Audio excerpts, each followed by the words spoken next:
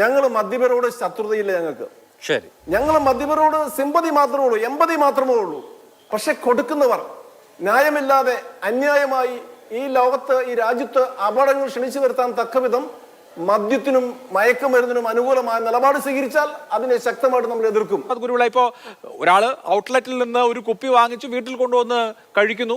ഇത് ആകുമ്പോൾ ഒരു ഡെലിവറി ബോയ് വന്ന് കുപ്പി തരുന്നു, അത് വീട്ടിലിരുന്ന് അടിക്കുന്നു എന്നുള്ള വ്യത്യാസമല്ലേ ഉള്ളൂ.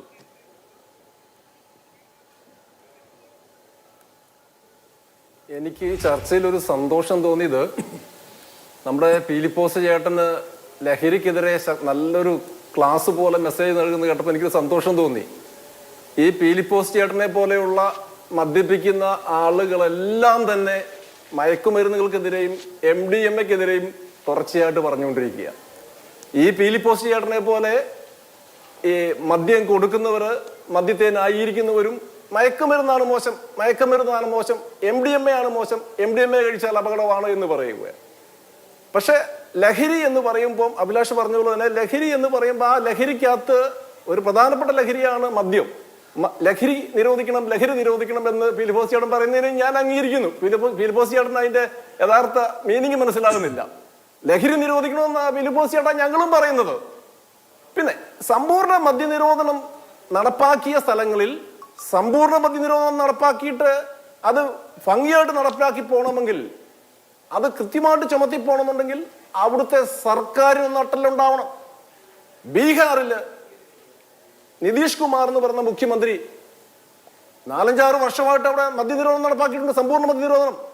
എവനേനും അനധികൃതമായിട്ട് മദ്യനിർമ്മാണം ഉണ്ടാക്കിയാൽ ഉടനെ പിടിച്ച് അകത്തിലും പുറത്തു പോവില്ല.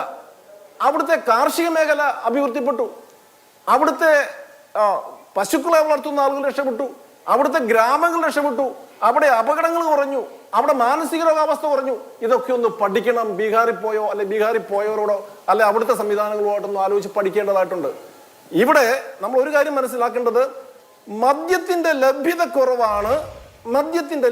കുറവാണ് മയക്കുമരുന്നുകളുടെ വർധനവിന് കാരണമെന്ന് പ്രചരിപ്പിച്ചവരാരാ?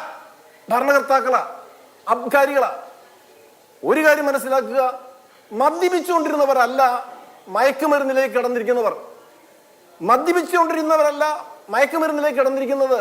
അത് നമ്മുടെ കൊച്ചുകുട്ടികളാ, നമ്മുടെ ചെറുപ്പക്കാരാ. അവരാരും മദ്യപിച്ചുകൊണ്ടിരുന്നവരല്ല. അപ്പം ഇവരുടെ ആ ന്യായം തികച്ചും തെറ്റല്ലേ? അപ്പം മദ്യപിച്ച് അലങ്കോലപ്പെടുത്തുന്ന, അപകടങ്ങൾ ഉണ്ടാക്കുന്ന, അക്രമത്തിൽ ഏർപ്പെടുന്ന കുടുംബങ്ങളിൽ, ആ കുടുംബങ്ങളിലേക്ക് വീണ്ടും മദ്യം എത്തിയാൽ ഉള്ള സ്ഥിതിവിശേഷം നമ്മൾ മനസ്സിലാക്കുക. നമ്മൾ പൊതുനിരത്തിലേക്ക് നോക്കിയേ അപകടങ്ങളില്ലാത്ത ദിവസമുണ്ടോ? നമ്മുടെ പൊതുനിരത്ത് പേപ്പട്ടിയുണ്ട്, നമ്മുടെ പൊതുനിരത്ത് കാട്ടാനയുണ്ട്, നമ്മുടെ പൊതുനിരത്തില് കാട്ടുമൃഗങ്ങളുണ്ട്, കാട്ടുപന്നിയുണ്ട്, മയക്കുമരുന്നടിച്ചവരുണ്ട്, മദ്യപിച്ചവരുണ്ട്. ഇവരെല്ലാം നിലാവ് തഴിച്ചുവിട്ടവരെ പോയിരിക്കുക. ഓരോരുത്തരും വ്യത്യസ്ത സ്വഭാവങ്ങൾ കാണിക്കുക.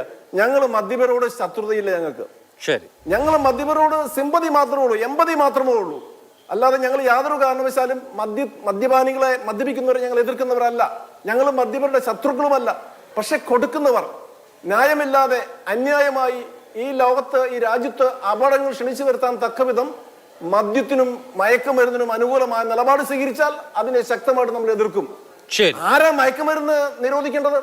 ഈ രാജ്യത്തേക്ക് കടന്നു വരുന്ന മയക്കുമരുന്നിനെ ശ്രദ്ധിക്കേണ്ടതും അതിനെ നിലയ്ക്ക് നിർത്തേണ്ടതും അതിന്റെ വാഹകരെയും അതിന്റെ ഉപയോക്താവിനെയും അതിന്റെ നിർമ്മാതാവിനെയും അതിന്റെ ഉറവിടവും കണ്ടെത്തി അവസാനിപ്പിക്കേണ്ട ചുമതല ആർക്കാ?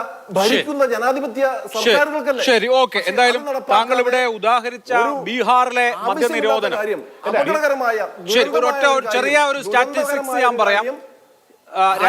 Consumption is injurious to health എന്ന് വ്യക്തമായിട്ട് കുപ്പിയിലും ബോർഡിലും എല്ലാം ലേബൽ ചെയ്ത് വെച്ചിരിക്കുകയല്ലേ? ശരി, ഒരു സംശയവുമില്ല. Alcohol consumption is injurious to health എന്നുള്ള കാര്യത്തിൽ ഒരു സംശയമില്ല. 2016 ബീഹാറിൽ സമ്പൂർണ്ണ മദ്യനിരോധനം ഏർപ്പാടാക്കിയത്.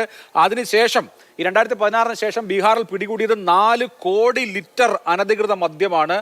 12 ലക്ഷം പേർക്കെതിരെയാണ് ബീഹാറിൽ അനധികൃതമായി മദ്യം കൈവശം വെച്ചതിന് കേസെടുത്തിട്ടുള്ളത്. ഈ 2016 ശേഷം 400-ലധികം പേരാണ് വ്യാജ മദ്യ ദുരന്തത്തിൽ മരിച്ചത്. നമ്മൾ ഈ സക്സസ് എന്നുള്ളത് ഏത് തരത്തിലാണ് വിലയിരുത്തുന്നത് എന്നുള്ളതും ഒരു ചർച്ചാ വിഷയമാണ്. നടപടി ഉണ്ടായല്ലോ. ശരി, അപ്പോ